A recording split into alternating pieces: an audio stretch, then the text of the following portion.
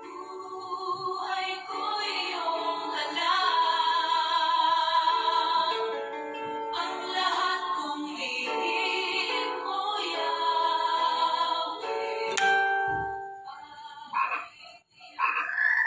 nalalaman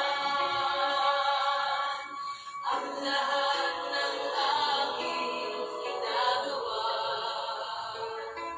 Sa'yo ay hindi lingid ang lahat kong hihip mo, Yahweh, ay tiyak ko kang nababati.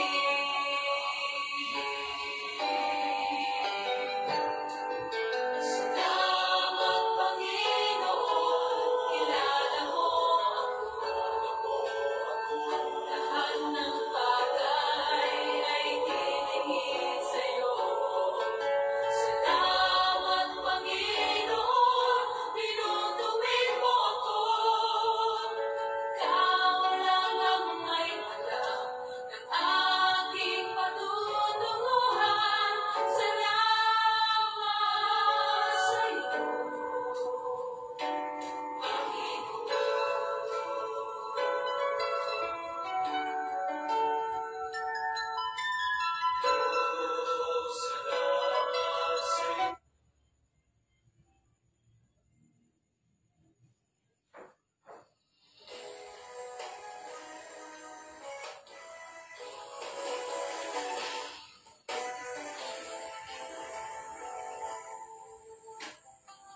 habang hindi karapat-dapat, pagkukulan ng haba at wakas mong pagsinta. Habang walang kakayanan, nasuklian ka ng mabuti sa lahat mong ginawa. Yakap mo ko sa aking kawihan. Inibig mo ako nang di kayang tumbatan. O Diyos ng katarungan at katuwiran na kahit minsan di napahiran ng kamanalan, kaluwalhatian. Salamat sa tugtulang biyaya mo, O Diyos ng pag-ibig na mas malawak pa kaysa aking mga pagkakataon. Higit pa sa buhay ko, salamat sa tugtulang biyaya mo.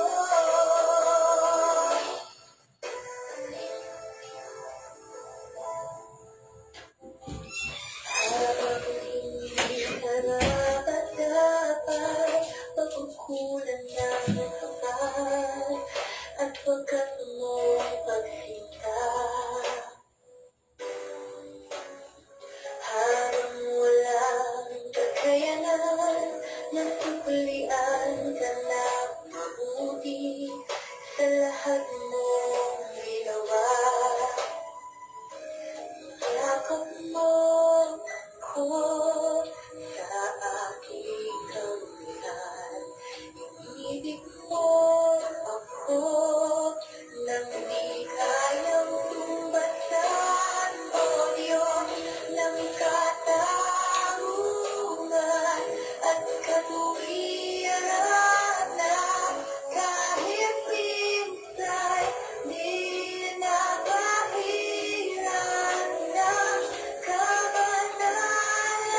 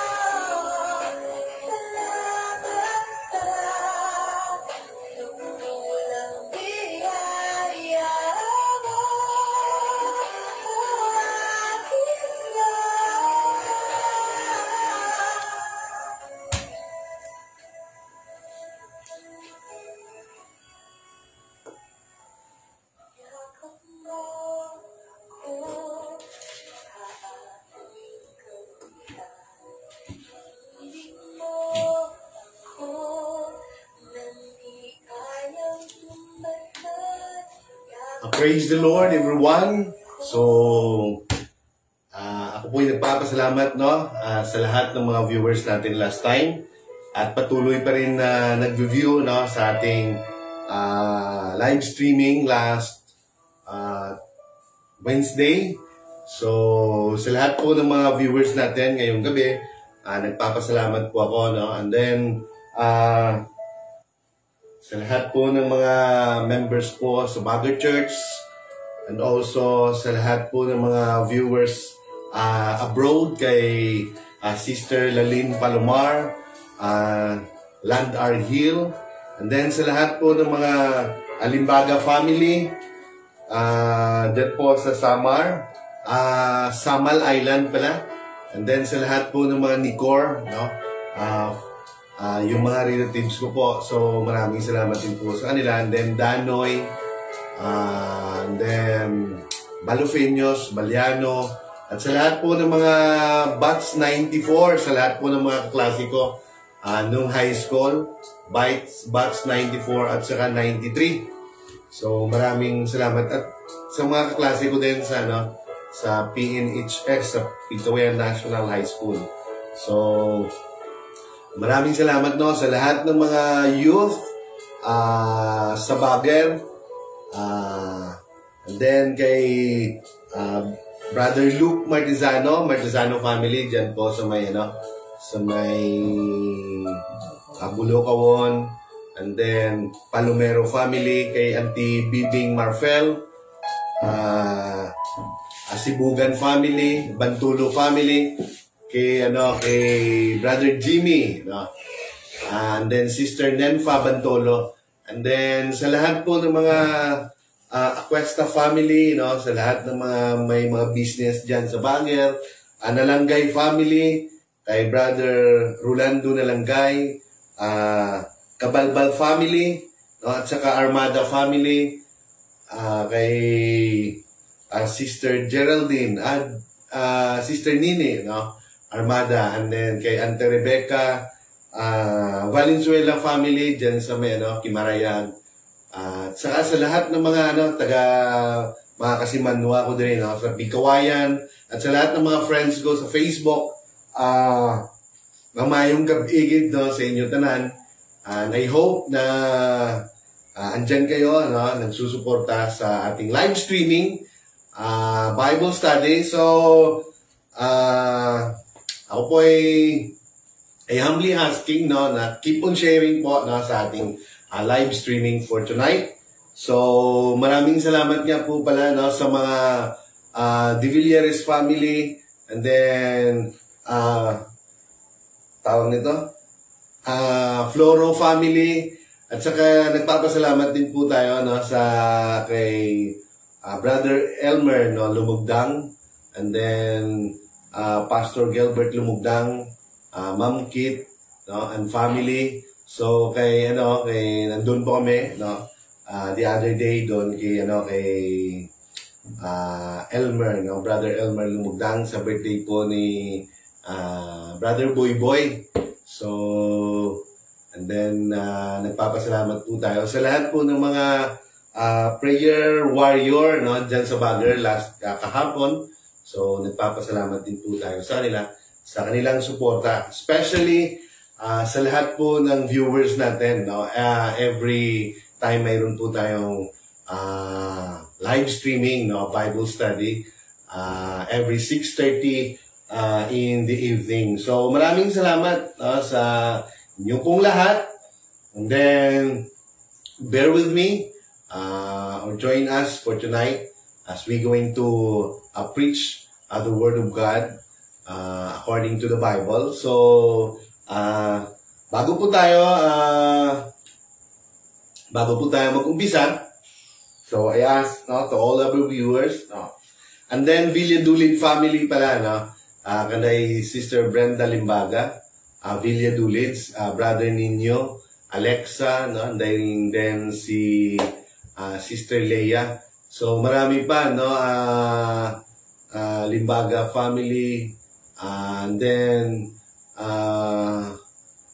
Sister Titang, so Brother Charlie, So, lahat-lahat po, no? So, sa mga, batch ko po, no? Kay Annalisa Diliera, and then, sila ni teacher, Judith, no? Barty de la Cruz, Mary Grace Virano, and then kay, dyan sa may Abu Dhabi ata, De Leon, and then kay Fe Espanyola, kay Danny Sasi. So salamat sa mga blessing. So sa lahat-lahat kay Ate Pearl Aquesta. So maraming salamat mo sa kanilang lahat. And then kay Sister Sharon at Vincula, they were watching right now, and then Pastor Neil Aquesta. So, sa lahat po ng mga kaklase ko sa high school. And then, sa PNHS, kasi marami tayong school. So before we're going to start our Bible study, let us first pray. Amen, for the presence of our Lord Jesus Christ. So, Lord God the Father Almighty in heaven, Lord, we are so blessed right now, and I ask for your anointing. I ask the spirit of your anointing and spirit of your presence for tonight. And also, Lord, we ask also for your presence to all the viewers sa Sininga Bible Study. Ikaw gid mag-bless through your words sa ila kinabuhi. And Lord, thank you for the blessing, the favor that you have given to us for all this week. And Lord, at this moment, allow your Holy Spirit na mag-manifest sa Sininga Bible Study. In Jesus' name I pray. Amen. So, praise the Lord. Amen. So, sa lahat po ng mga blessing, pabor, panalangin. So, for tonight, our passage is Genesis chapter 26 verse 12. Sa lahat po ng mga viewers natin. So, sabi dito, 12 and 13. Genesis 26, 12 and 13. Sabi po, so Isaac planted crops in that land, and the same year reaped 100-fold because the Lord blessed him. And in the verse 13, the man became rich, and his wealth continued to grow until he became very wealthy.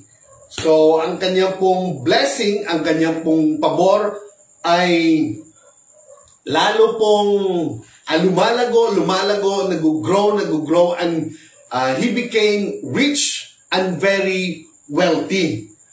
So, amen. So, ganun po, ganun po ang blessing ng Panginoon kay Isaac. And remember, yan po ay tagtuyot, nagkakaroon po ng famine. So, amen. So, sometimes, just like this, last year, nagkakaroon po ng economic turndown, nagkakaroon po ng iba po yung takbo ng ating ekonomiya, but still, the people who believe in God, yung mga believers, they stayed in the presence of God, they stay in the Word of God, they stay in the church. Amen? So, yung iba lumalago. So, hindi po nila tinitingnan kung ano po yung mga nakikita mo ng ating innatural ng ating mata, our naked eyes, kung ano pong nangyayari sa paligid, but what they see or saw, amen, is the power and the miracle of our Lord Jesus Christ in terms of our finances, in terms of our business, in terms of our harvest, in terms of our work, lahat-lahat po, amen. So, ganun po kaganda, kung nandun po tayo sa presensya ng Diyos, kung tayo po ay nagkakaroon talaga ng nagiging rooted, no, yung kanyang mga word sa ating puso. Amen. So, for tonight, yun po ang ating ipipreach. No? It is about our finances. It is about giving. It is about tawag nito, offering, or it is about kung paano po i-bless tayo according to the principles or according to the Lord's standard, no?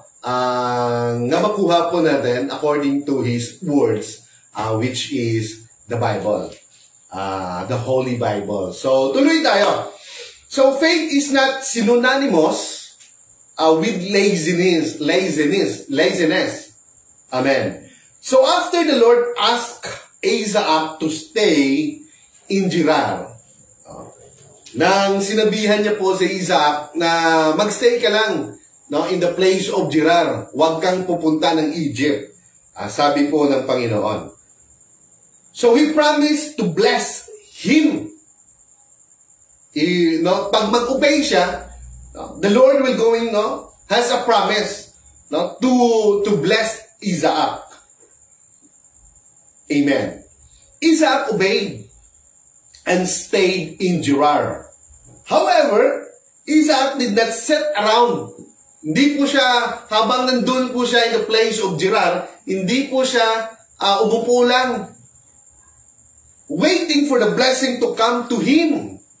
At maghintay ng blessing ng Panginoon, na dadaloy lang po sa kanya. Amen. He continued to sow. Kung ano ginagawa niya dati, kung siya ba ay nagtatanim, siya po ay naghahasik ng mga seeds, yung mga seed na mayroon talagang quality. Amen. So kung anong ginagawa niya, ganun din po, even nagkakaroon ng famine or drought. Amen. So in the story, binuksan niya po yung mga balon na dati pang ginawa ng kanyang tatay na si Abraham. So nagkakaroon pa ng away. But still, the Lord provide pa rin.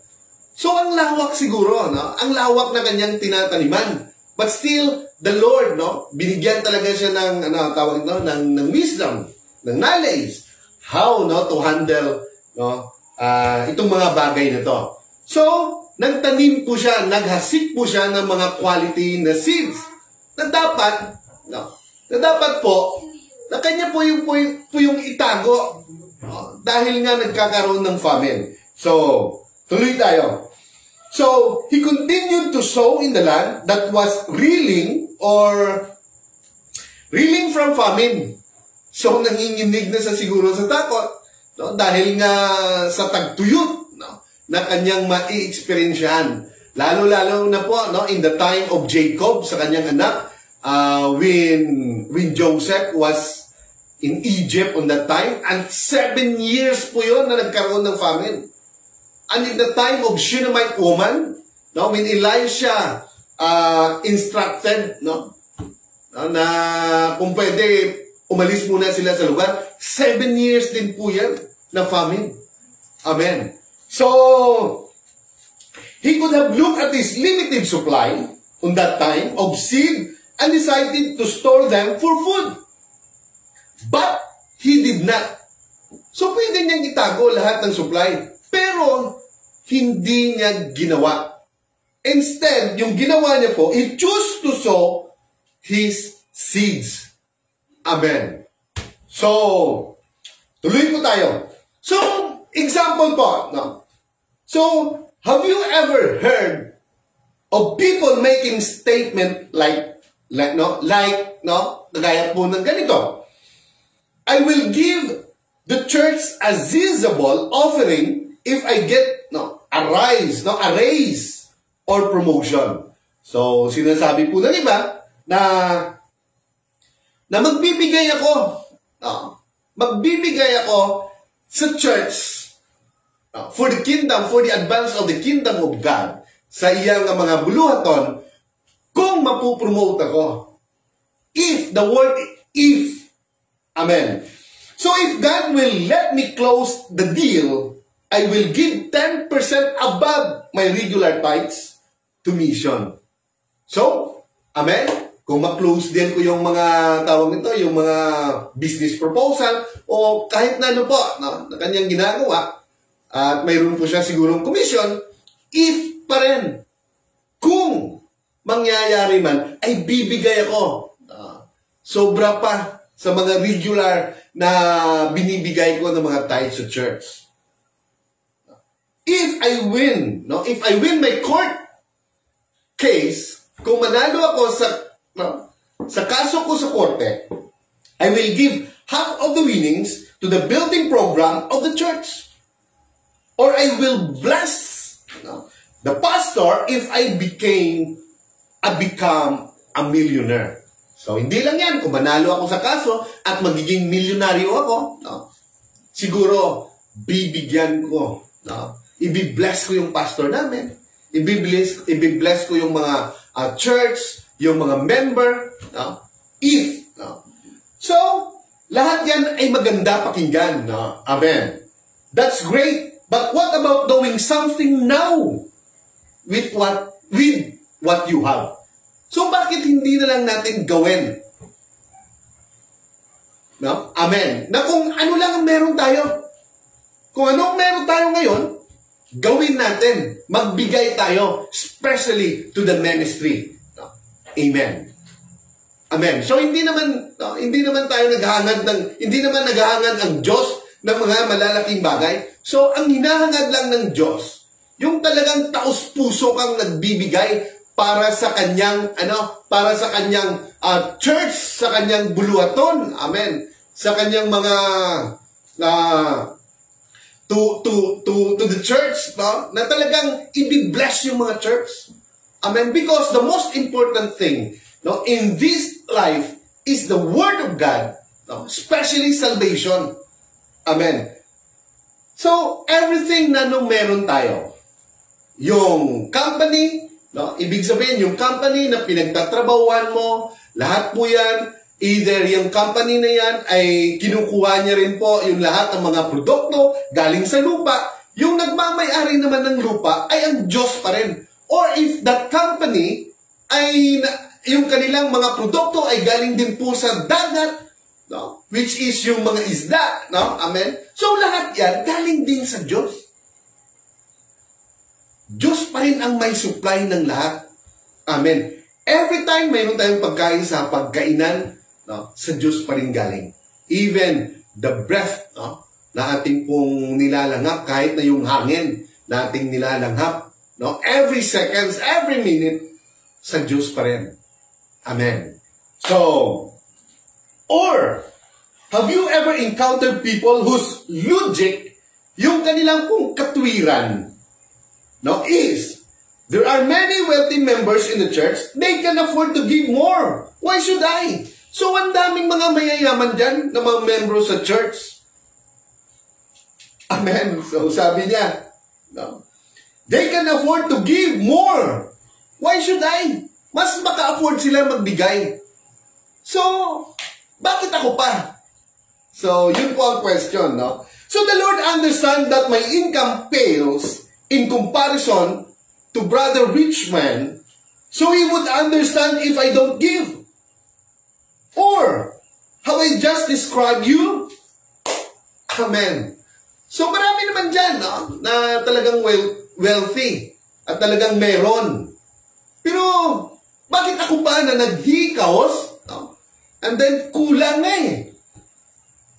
Because God wanted to bless you. Because He wanted that His blessing, that His favor ay dadaloy sa ating buhay. So, the principle ng Bible, the Word of God, is to give for the advance of His kingdom. Amen. So, tuloy tayo para maintindihan po talaga natin. So, sabi dito, abundance hidden in the scarcity.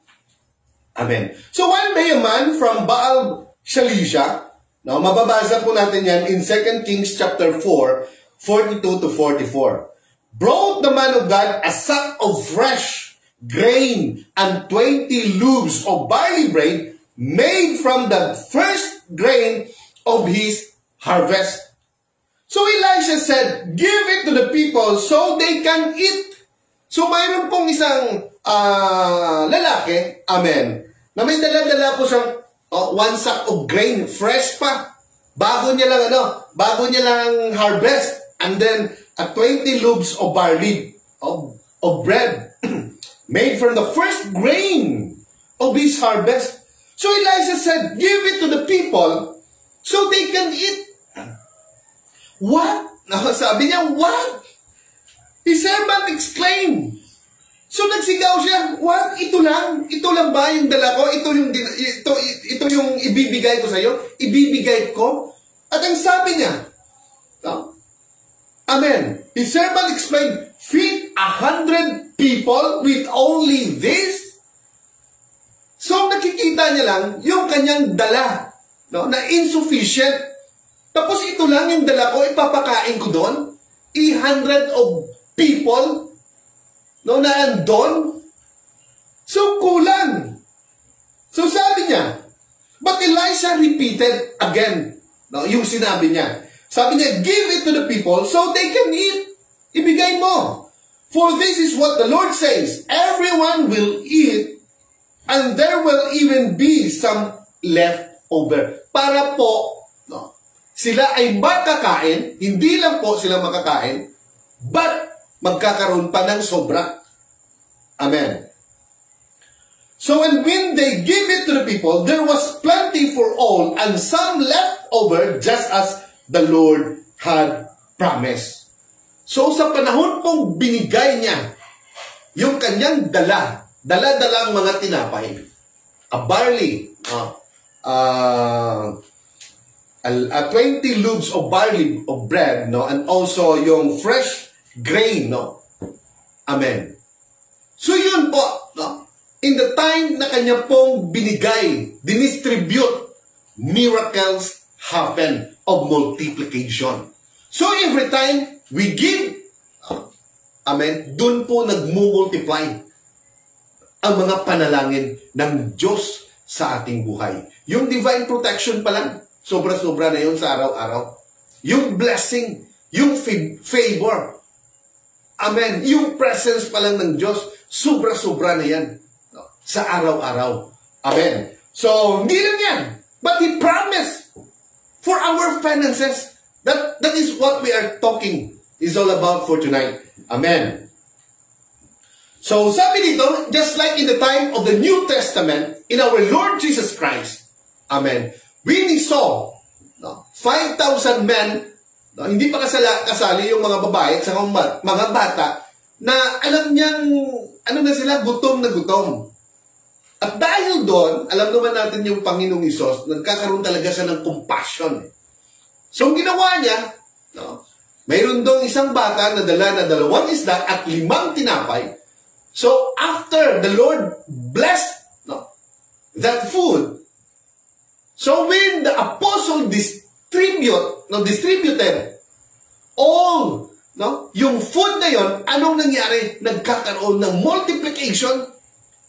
Remember, 2 fish and 5 bread, i-distribute mo for 1,000 men.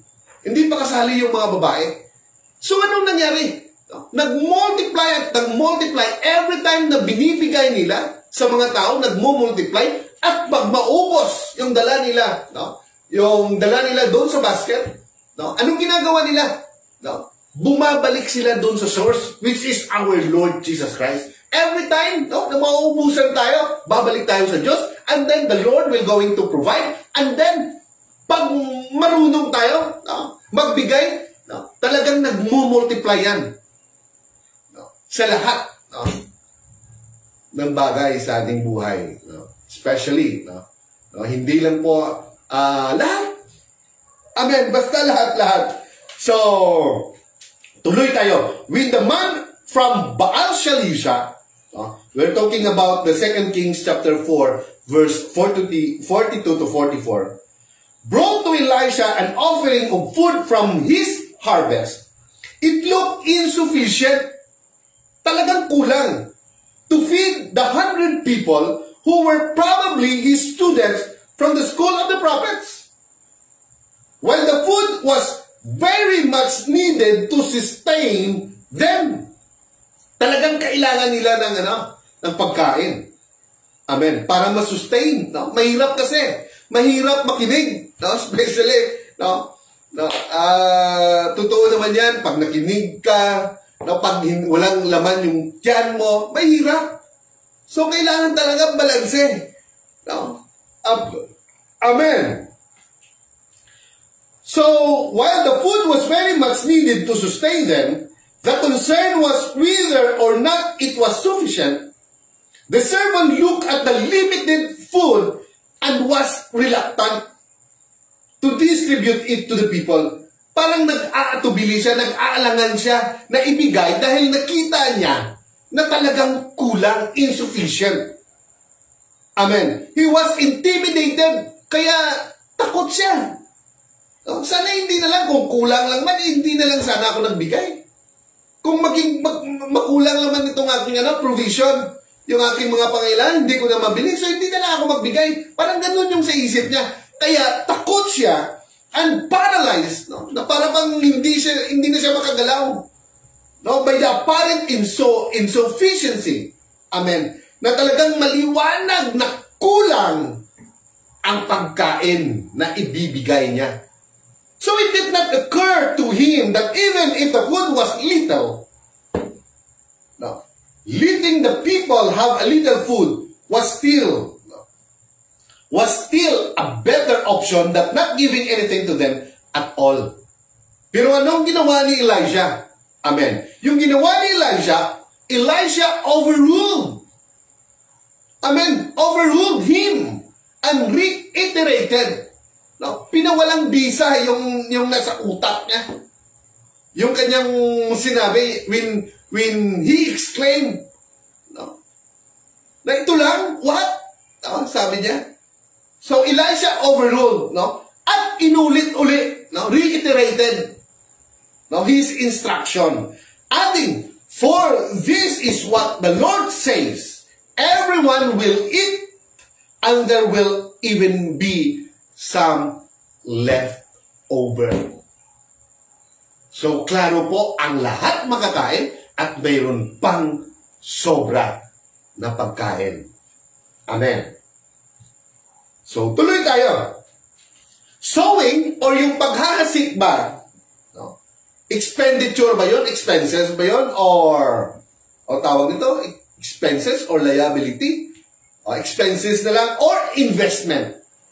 Amen. Yung pagbibigay ba natin to the church for the advance of the kingdom, ito ba ay expenses or losses or investment?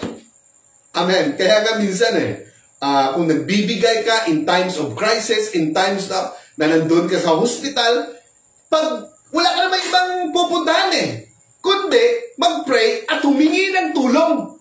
So, madaling humingi ng tulong sa Diyos pag alam mo na mayroon kang in-invest. Amen.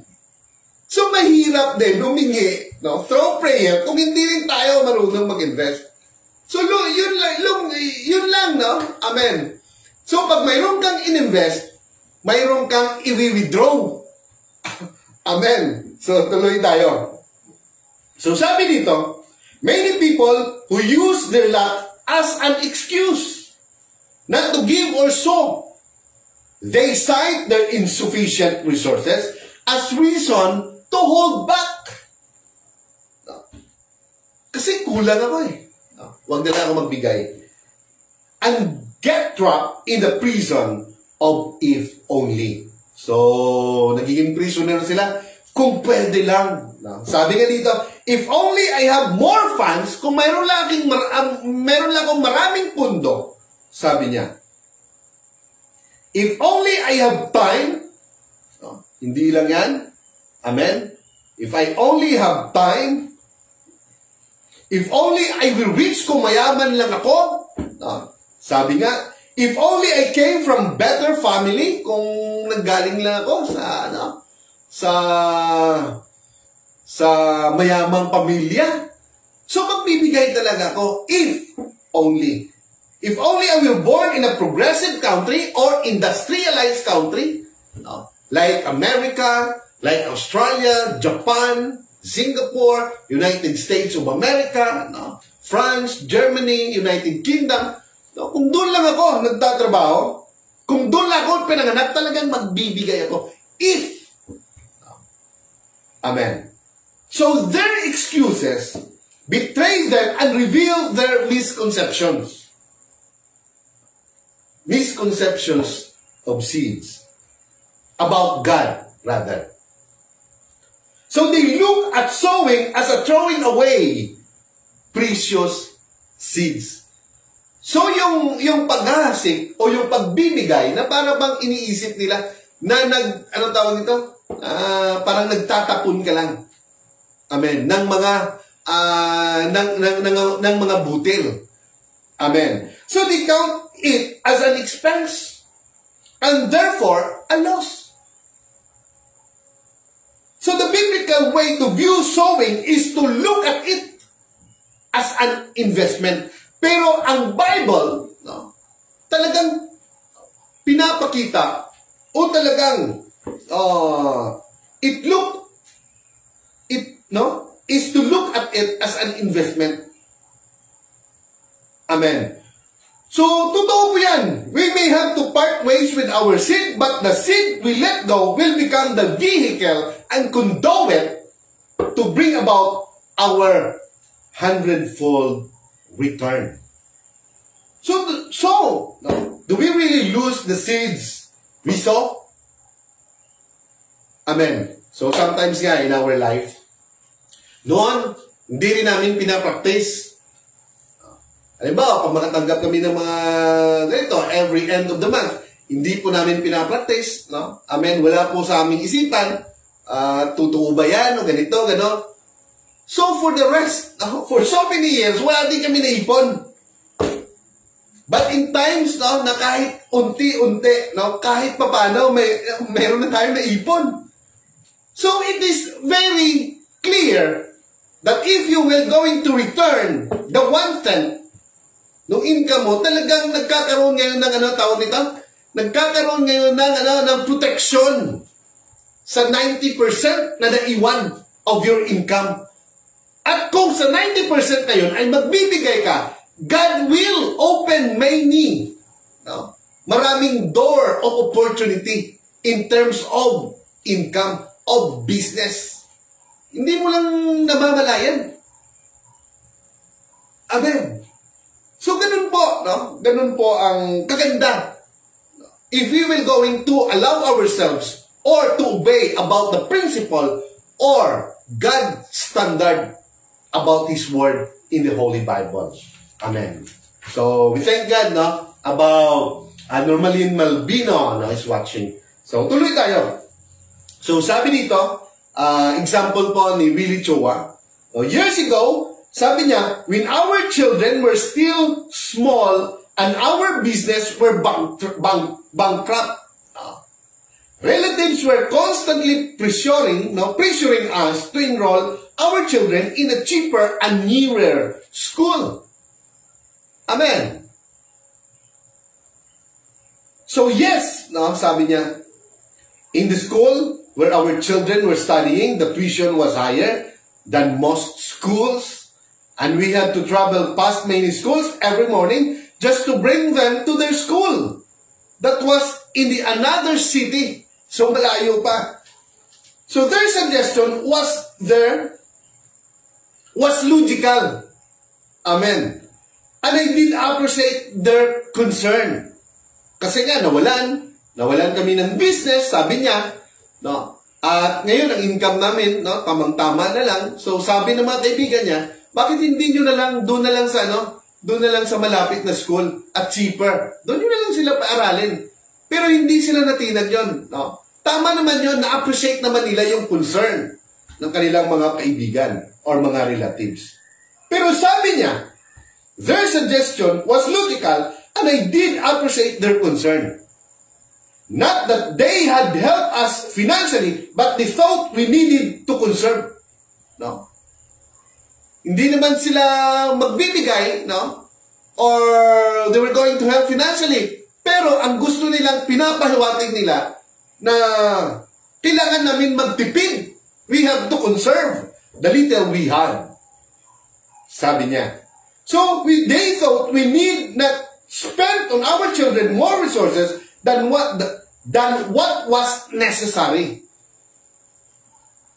So had we given into their pressure, perhaps our children would not have become who they are and where they are today. We never look at their tuition fees as an expense. Kaya tinuloy pa rin nila. Amen. Doon pa rin nila pineskwela doon sa mga exclusive na school at mga university na talagang yung mga mamahalin talaga. Talagang nag-invest sila sa magandang school for their children. Kaya ang sabi niya kanina, kung hindi namin ginawa yun, excuse me, kung hindi namin ginawa yun, hindi kami nag-invest sa kanila sa mga talagang mga exclusive or mga kilalang school, hindi sila magiging ganito ngayon. Ka-bless. Amen. So my wife and I look at what we were spending and the time spent bringing them to school and back as an investment for their future. Looking back, we are thankful we made the right decision to sow our best seeds liberally. Amen. So tama naman, kailangan paaralin talaga. Hindi lang sa talagang dun sa mga magagandang school naman. Amen. Kasi pagdating ng panahon, hindi na rin sila mahirapan. As well as also, sa lahat, as well as also tayo din ng mga parents. Kung maging blessed sila, so hindi rin tayo mahirapan. Amen. So, kailangan, importante talaga, yung quality ng ini-invest mo. Para yung, pag bumalik siya, quantity, magmumultiply, magdadami, magmumultiply. Amen. Kaya nga, in giving, kailangan dapat quality yung seed na ibibigay natin, hindi yung mga upa. Amen. So, tuloy tayo. So, sabi dito, about the standard, rich farmers have to sow seeds to reap a harvest. To reap a harvest. So, yung mga mayayaman na farmer, kailangan talaga nila maghasik ng mga butel para magka-harvest. And then also, the poor farmer are not exempted from sowing if they want to reap harvest. So, pareho lang. Pag mayaman ka, pag pobre ka, kailangan mo maghasik rin. Walang kaibahan. Kung kailangan mo, kung gusto mo magkaroon ng harvest. Amen. God does not have a set of standard for the wealthy and another set standard for the poor. He has just one set of standard for all of us. Amen. Amen. So, tuloy tayo. So, understanding the standards. Now, sabi dito, in Revelation chapter 2, verse 12 to 16, it is in the New Testament. Amen. So, sabi po dyan, to the angel of the church in Pergamum, write, these are the words of him who has the sharp double-edged sword, which is our Lord Jesus Christ. It is the Lord na nagsasalita kay Apostle John. I know where you live, where Satan has his throne, yet you remain true to my name. You did not renounce your faith in me. Hindi mo ako tinalikuran kahit anong mangyari. Amen. Yung faith mo, hindi ka tumalikod sa akin. Not even in the days of Antipas, sabi ng Panginoon, my faithful witness who was put to death in your city where Satan lives. So even in that place of the church of Pergamum, church na yun doon sa church, doon pa rin nagkukuta yung devil. Mayroong mga membro doon sa church na yon na nagpa-practice the spirit of Balaam. Amen. Tuloy tayo. So where Satan lives, nevertheless, I have a few things against you. There are some among you who hold to the teaching of Balaam, who taught Balak to entice the Israelites to sin so that they ate food sacrificed to idols and committed sexual immorality. Kasi itong si Balaam, ito ang nagturo, no, kay Balak kung paano gawin to curse, para mag-curse ang mga Israelites. No? Hindi sila ma-curse kung hindi sila magkakaroon ng kasalanan. So kailangan, no, anong ginawa nila? No? Para mahulog sila sa tentasyon. So nung nagka-tentasyon sila, no, nagka-problema. Even in our family. Kung ipapasok natin yung tentasyon, anong mangyayari sa buhay natin? Anong mangyayari sa ating pamilya? No? Gubot. No? Kung sa ating gubot kayong pamilya. Mayroong mga ganong pangyayari. Amen. If we allow sin, no, na papasok sa ating buhay, no, especially in marriage. Amen. So sabi dito, likewise, you also have those who hold to the teaching of the Nicolaitans. Repent therefore. So, ano lang hinihingi pa natin ng Diyos? Repentance. Therefore, otherwise, I will soon come to you and will fight against them with the sword of my mouth. So, totoo po yan. Hindi po natin sabihin na lahat ng mga churches sa buong mundo ay holy. Ang lahat ng mga nandun, mga membro, it is very clear. No? In this passage, 7 ito na churches, if I'm correct. At ginasala, anong tawag sa Ilonggo, ginasala kung anong ginba tayo before. No? If we will going to face, no? Pagdating ng panahon, no? In Judgment Day, no? wala tayong lusot. Amen? Kaya nga, importante, we will live, no, our life on this present, everyday talaga, na being holy, righteous, and faithful sa ating Panginoon. Amen. So, sabi niya, in his letter to the 7 churches in Asia Minor, dictated to John on the island of Patmos, Jesus told the church of Pergamum, ito po yung tinutukoy niya, I know where you live, where Satan has his throne. Amen. Yet you remain true to my name. Kahit na ganun, no? Kahit na may mga practice na hindi maganda sa church na yon, pero may membro doon na talagang, no? Na talagang, what we call this one, faithful. Amen. Yun po ang sabi ng Diyos, I know where you live, where Satan has his throne, yet you remain true to my name. You did not renounce your faith. Hindi mo tinalukuran yung faith mo. Yung faith sa Diyos. Even na papatay na. No? No? Not even in the days of Antipas, my faithful witness, who was put to death. Kahit kamatayan.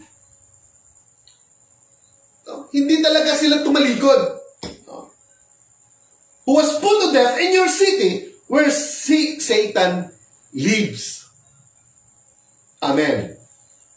So, sabi dito, the Lord knew the believers of Pergamum live in a place where Satan held sway and set up his base.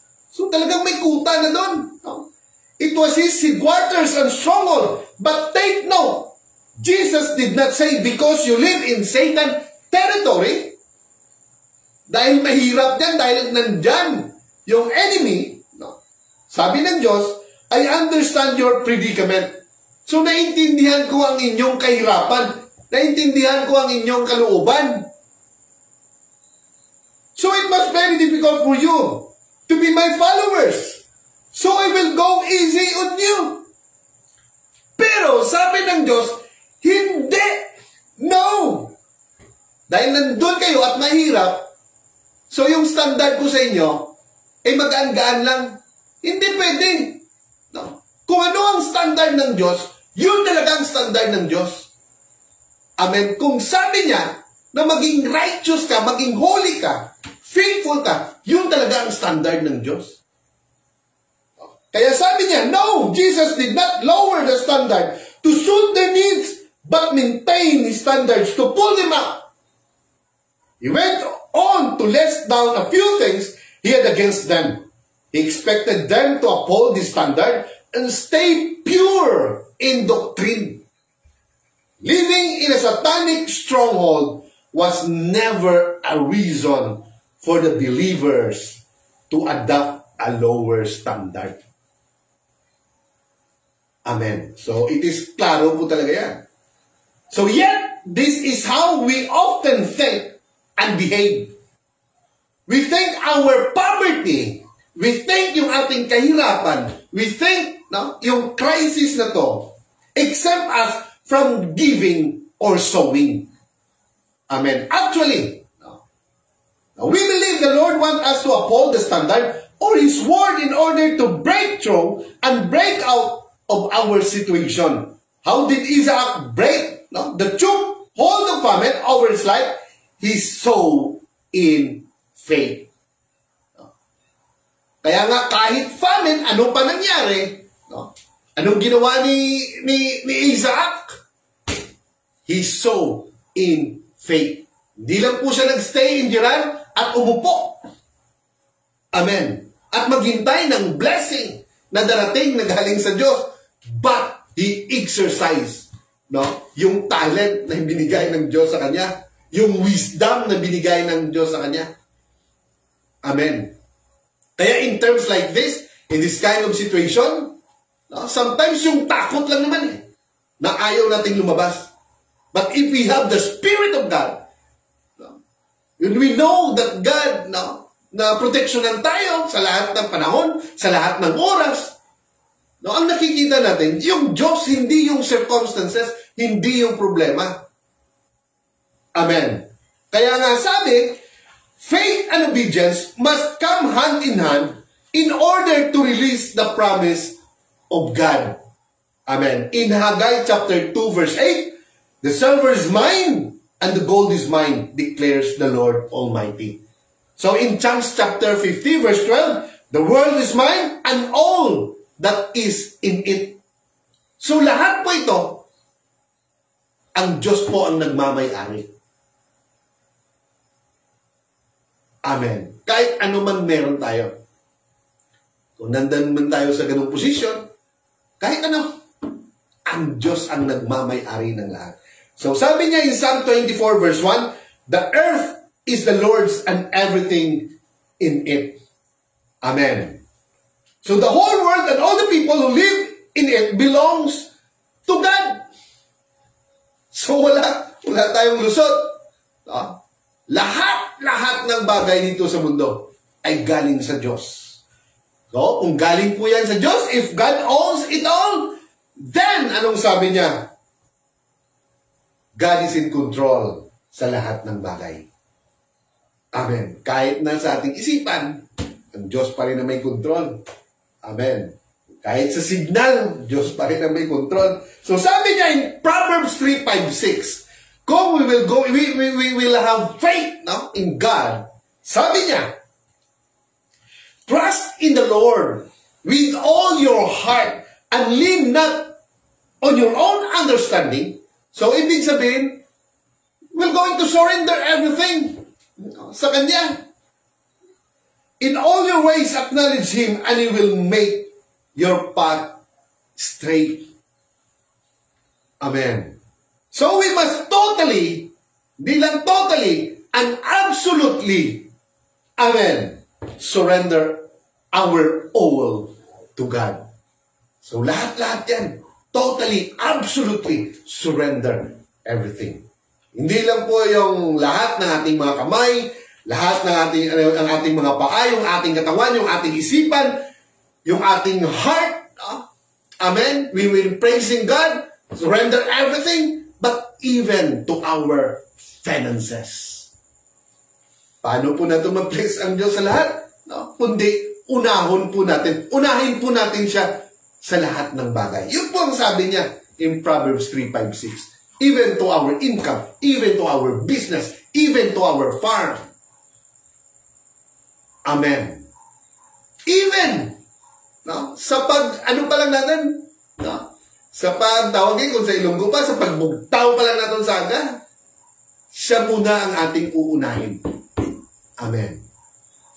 So, sabi niya, surrendering is giving to the Lord what we may at one time have view as our own. This means that we should not be worried, no, with what is going to happen to our business, to our livelihood, to our work, or to our families, and to our future. Amen. So, kung kilala mo ang Diyos, kilala mo kung ano kalaki ang Diyos, kung anong magagawa niya, hindi mo inintindi kung ano man yung mga bagay-bagay na yan. Amen. Totoo naman yun. Amen. So, since God owns it anyway, it is God's responsibility to cause our business to flourish.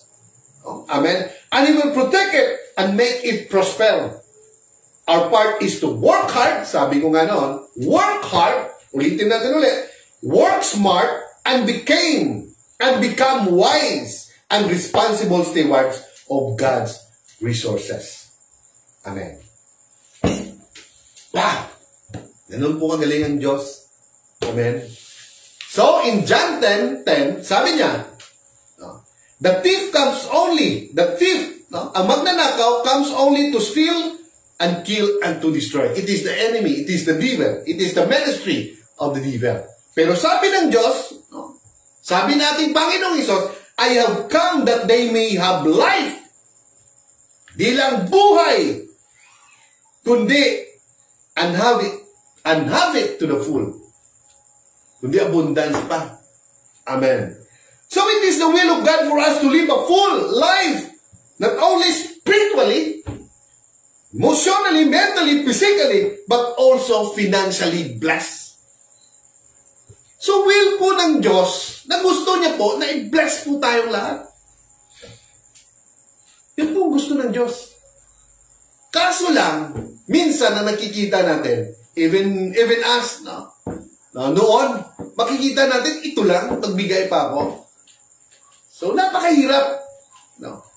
Pero, sabi ng Diyos, test me in Malakay chapter 3, verse 8. Testingan mo ako.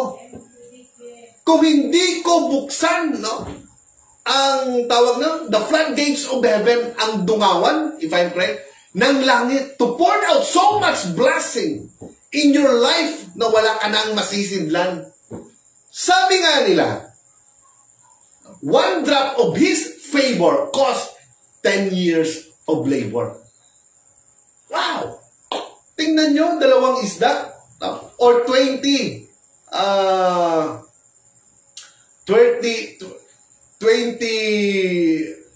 loaves of barley of bread.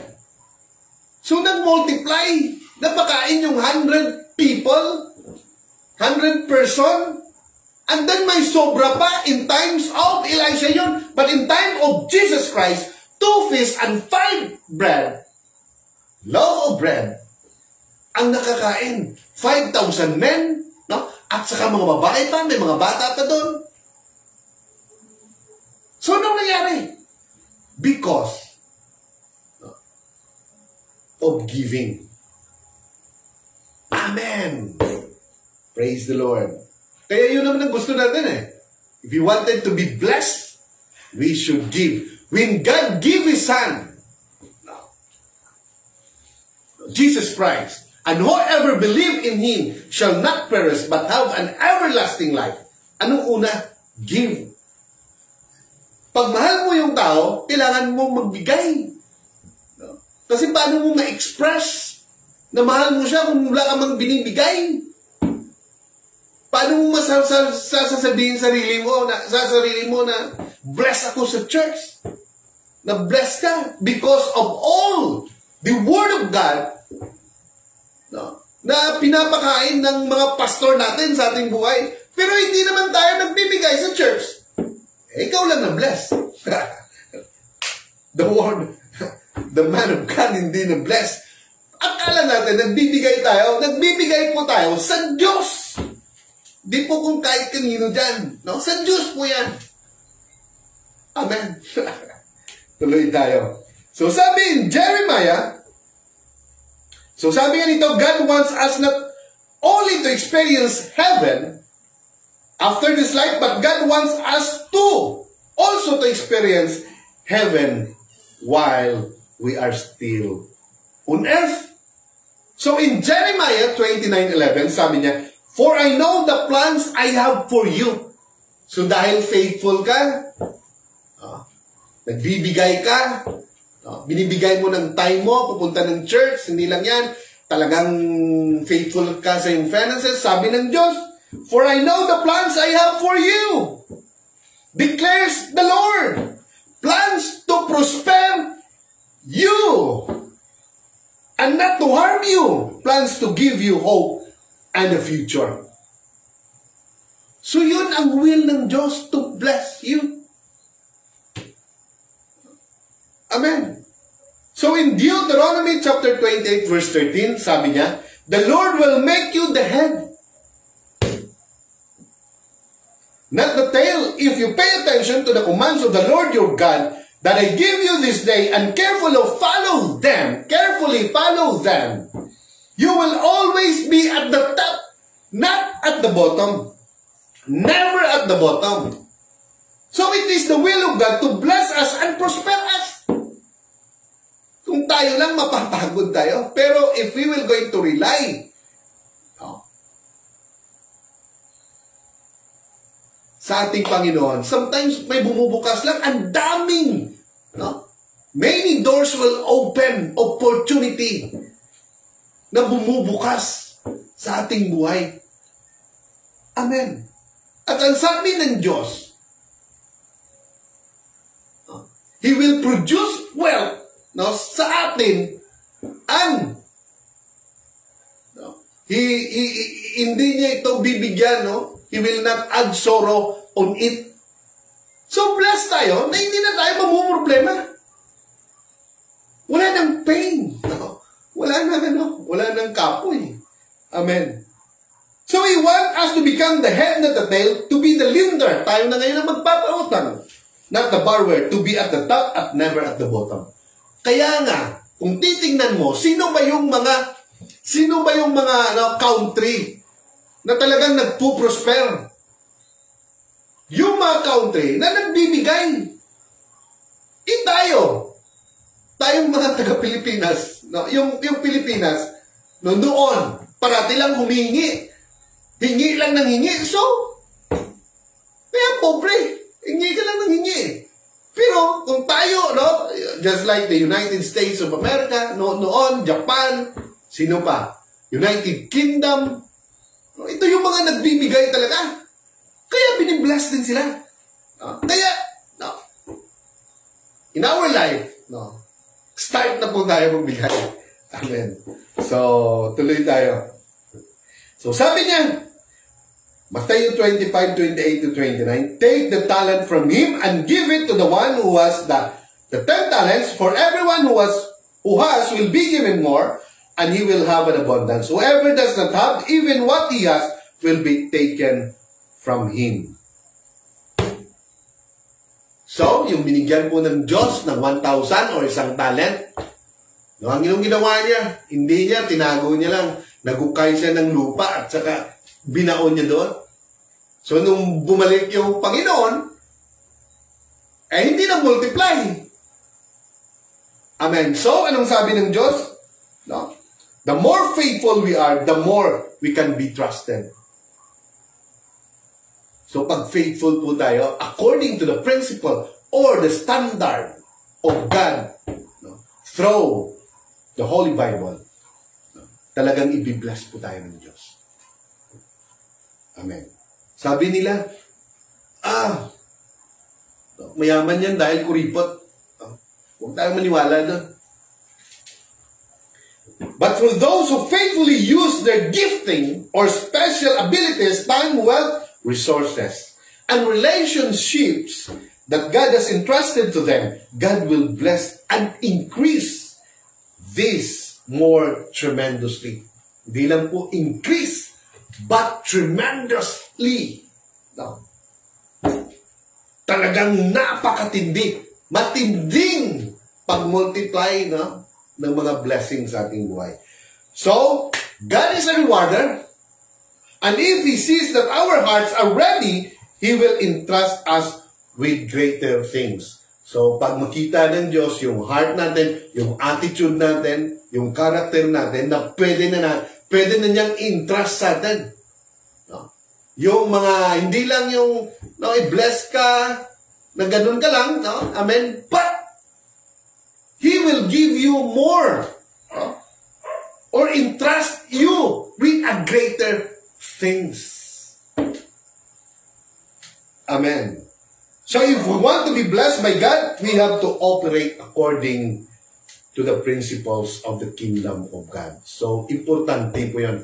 According to the principle of the kingdom of God. According to the principle that is written in the Bible. Amen. He can supply what you need because He is that rich. Ganun sa kayaman. Amen. Kaya niyang pakainin lahat ng tao, hindi lang tao, lahat ng living things na namumuhay dito sa mundo. Kahit na maliit lang yan na insekto, pinapakain din niya ng Diyos. Lahat. No? Amen.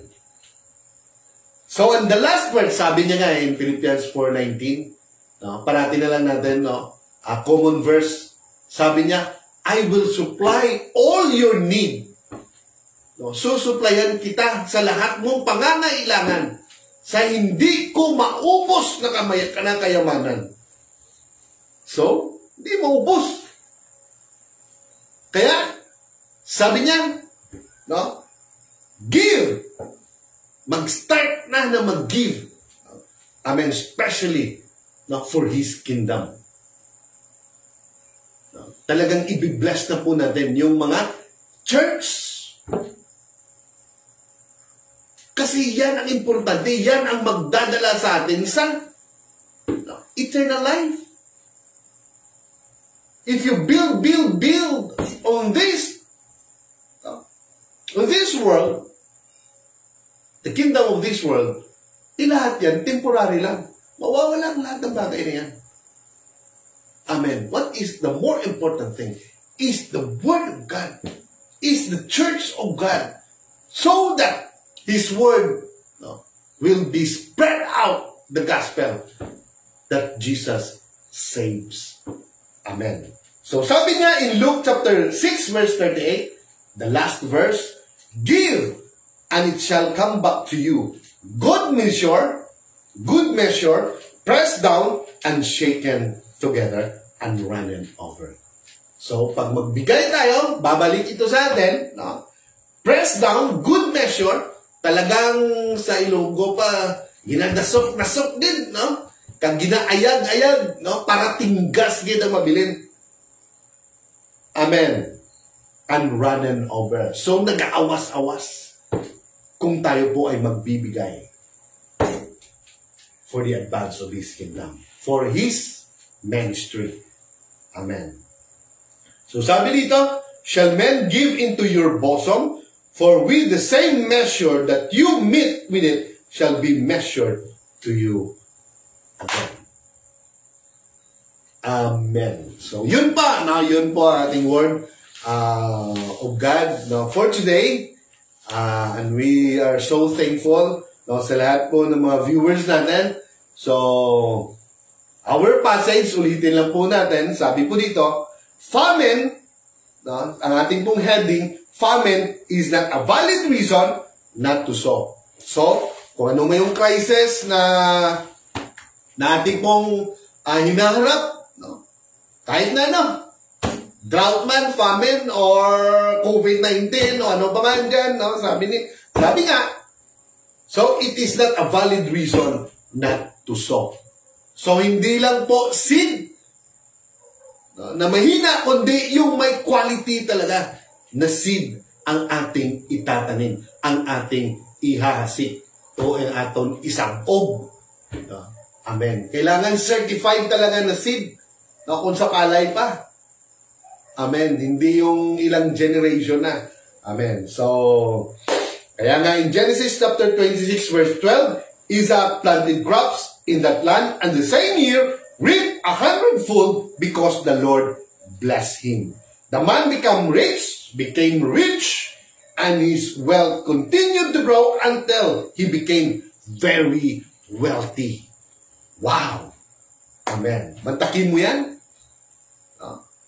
Kahit na crisis, problema, kitang-kita ng dalawang mata, at saka nafe-feel talaga, na-experience talaga ni Isaac, but still, hindi lang po siya umupo doon at naghintay ng blessing, but, nang ginawa niya, nagtanim siya. Amen.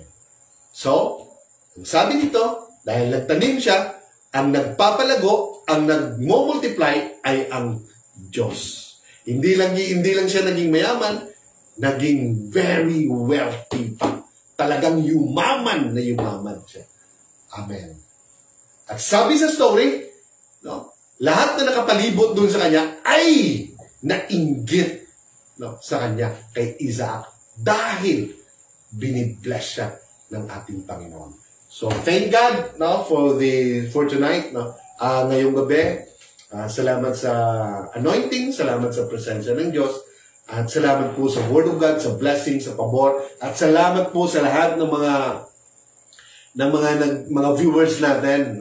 So maraming salamat po. So yun po ang hindi matatawaran na joy sa ating pong buhay pag andyan po kayo. Amen. Nanunood po every time mayroon po tayo live streaming. So see you on Sunday sa ating pong service in Baguer, United Pentecostal Church in Baguer. So kita-kita po tayo doon dahil yun po ang pinakamaganda sa lahat, yung makinig ng Word of God to our very own Pastor Neil Acuesta.